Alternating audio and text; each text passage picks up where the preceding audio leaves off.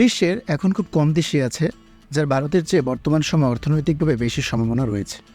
এর কিছু ভ্যালিড কারণও রয়েছে। তার মধ্যে রয়েছে ভারতের একটি বিশাল ক্রমবর্ধমান জনসংখ্যা, রয়েছে ইন্ডাস্ট্রিয়াল নলেজ এর একটি শক্তিশালী ভিত্তি, রয়েছে বিশ্ব বাণিজ্যের জন্য সবচেয়ে ভালো ভৌগোলিক অবস্থান, এছাড়া রয়েছে বিশ্বের দ্বিতীয় বৃহত্তম ইংলিশ স্পিকিং ওয়ার্কফোর্স, রয়েছে বিশাল এগ্রিকালচারাল ল্যান্ড যার মাধ্যমে ভারত নিজের দেশের ক্ষুধা মেটানোর সাথে সাথে দেশের বাইরেও এগ্রিকালচারাল প্রোডাক্ট এক্সপোর্ট করতে পারে। এদিকে চীন হচ্ছে ভারতের সবথেকে বড় বিকল্প, কিন্তু বর্তমানে চীন তার ইন্টারনাল ইস্যুস এবং ভূ রাজনৈতিক উচ্চাকাঙ্ক্ষার মতো সমস্যাগুলোর সাথে লড়াই করছে। তাই চীনের অল্টারনেট হিসেবে ভারত বিশ্ব বিনিয়োগকারীদের জন্য আরও নির্ভরযোগ্য এবং আকর্ষণীয় বিকল্প হিসেবে আবির্ভূত হয়েছে।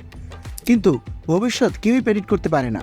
তারপরও ম্যাক্সিমাম অর্থনীতিবিদদের মতে ভারত এই শতাব্দীর মধ্যে বিশ্বের অন্যতম প্রভাবশালী অর্থনীতিতে পরিণত হতে পারে। তবে সবসময় সম্ভাবনা যে 100% বাস্তবে পরিণত হতে পারবে তাও কিন্তু না। এবং ঠিক ভারতের সুপার পাওয়ার হওয়ার পেছনে বেশ লম্বা একটি কারণের লিস্ট রয়েছে এবং কিছু বড় বাধাও রয়েছে যা ভারতকে আটকে রাখছে সুপার পাওয়ার হওয়ার পেছনে। কারণ ইকোনমি যদি একটু পিছিয়ে যায় বা ডাউনফল হয় তাহলে ভারতের অবস্থা অনেকটাই খারাপ হয়ে যাবে। কারণ প্রথমত ভারত হচ্ছে ওয়ার্ল্ডের মধ্যে top receiver of remittance, claiming more than 12% of the world's remittance. এছাড়াও ভারতের মোস্ট স্কিল্ড পিপল ওয়েস্টের দেশগুলোতে চলে যায় ভালো জব এবং ভালো স্যালারি পাওয়ার জন্য। এছাড়াও মোস্ট ব্রেইন ড্রেন এবং বিশেষ করে ডক্টরস ব্রেইন ড্রেনও দেখছে ভারত। তবে প্রশ্ন হলো এতে ক্ষতি কী? কারণ 2022 সালের হিসেব অনুযায়ী ভারত প্রায় $1,00,000 রেমিটেন্স পায়, যা তাদের অর্থনীতিকে সমৃদ্ধ করছে। কিন্তু যদি ইকোনমিক ডাউনফল হয় তবে উন্নত দেশগুলোতে মানুষ চাকরি হারাবে, যার দ্বিগুণ প্রভাব পড়বে রেমিটেন্স ভুক্ত দেশগুলোর উপর, আর যার ভেতর ভারত অন্যতম। তবে চীনও কিন্তু এই পথেই গত 3 দশক আগে থেকে হাঁটছিল। চীনও রেমিটেন্সভুক্ত একটি দেশ ছিল, কিন্তু এখন বলা চলে যা থেকে তারা এখন বেরিয়ে আসছে, যে শুধুমাত্র রেমিটেন্সের উপর ভিত্তি করে তারা এখন আর নেই। এবং সামনে আমরা এগুলো জানতে পারবো। তাহলে কেন ভারতের অর্থনীতি এখনও পর্যন্ত তার অর্থনৈতিক সম্ভাবনার সাথে সঙ্গতি রাখতে ব্যর্থ হচ্ছে? কিভাবে এই সমস্যাগুলি ঠিক করা যেতে পারে? এবং ফাইনালি কিভাবে বিশ্ব আরও একটি ইকোনমিক সুপার পাওয়ার দেখবে যা গ্লোবাল ইকোনমিকে ইনফ্লুয়েন্স করবে? এই পর্যন্ত যদি আপনি ভিডিওটা দেখে থাকেন তবে অবশ্যই চ্যানেলটি সাবস্ক্রাইব করবেন, কারণ এটা আপনার জন্য তো ফ্রি, কিন্তু এটা আমাকে অনেকটাই মোটিভেট করে নতুন ভিডিও আনার জন্য। ওকে, টপিকে ফেরা যাক। ভারতের বিভিন্ন চ্যালেঞ্জ রয়েছে, তা সত্ত্বেও তারা সঠিক কিছু সিদ্ধান্ত গ্রহণ করেছিল, যার ফলে গত 1 দশকে এর অর্থনীতি তার সামগ্রিক উৎপাদন দ্বিগুণ করেছে।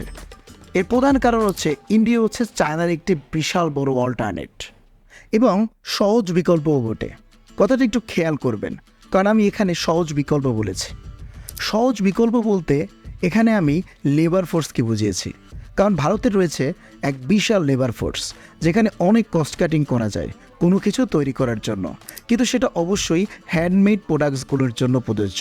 হ্যান্ডমেড বলতে যেমন রেডিমেড গার্মেন্টস, এগ্রিকালচার ইটিসি, যেখানে স্কিল্ড ওয়ার্কফোর্সের তেমন কোনো দরকার নেই। তবে এদিকে চায়না এখন বেশি ওয়েজেস দাবি করছে কম্পারিজন টু ইন্ডিয়া এইসব হ্যান্ডমেড কাজগুলোর জন্য।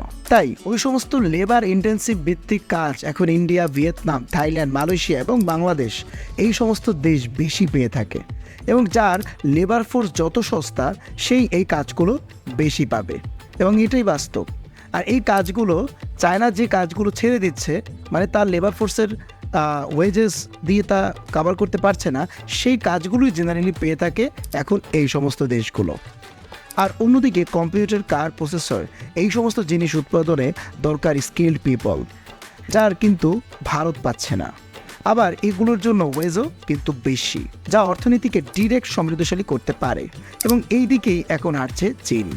আবার আরও একটি এখানে থ্রেটও আছে, সেটা হচ্ছে টেকনোলজি যেভাবে ইভলভ হচ্ছে তাতে অদূর ভবিষ্যতে লেবার ইন্টেন্সিভ কাজগুলো পুরোই মেশিন নির্ভর হয়ে পড়বে, এবং তখন আর এই জনশক্তির শক্তি থাকবে না, বরং দুর্ভোগের একটি কারণ হয়ে যাবে যদি একে সঠিকভাবে কাজে লাগানো না যায়। তবে আরেকদিকে রয়েছে মুদ্রার অপিট, যেখানে ইন্ডিয়ার রয়েছে হাইয়েস্ট পপুলেশন এবং they are the highest populated country nowadays, এবং এই যে পপুলেশন তার ম্যাক্সিমামই হচ্ছে ইয়ং জেনারেশন, এবং সম্ভবতই তাদের কোনো কিছু শেখার সক্ষমতা অনেক বেশি, এবং যেহেতু তারা ইয়ং জেনারেশন, তাই তাদের থেকে কিন্তু নতুন প্রজন্ম আরেকটি বেরিয়ে যাবে খুবই তাড়াতাড়ি।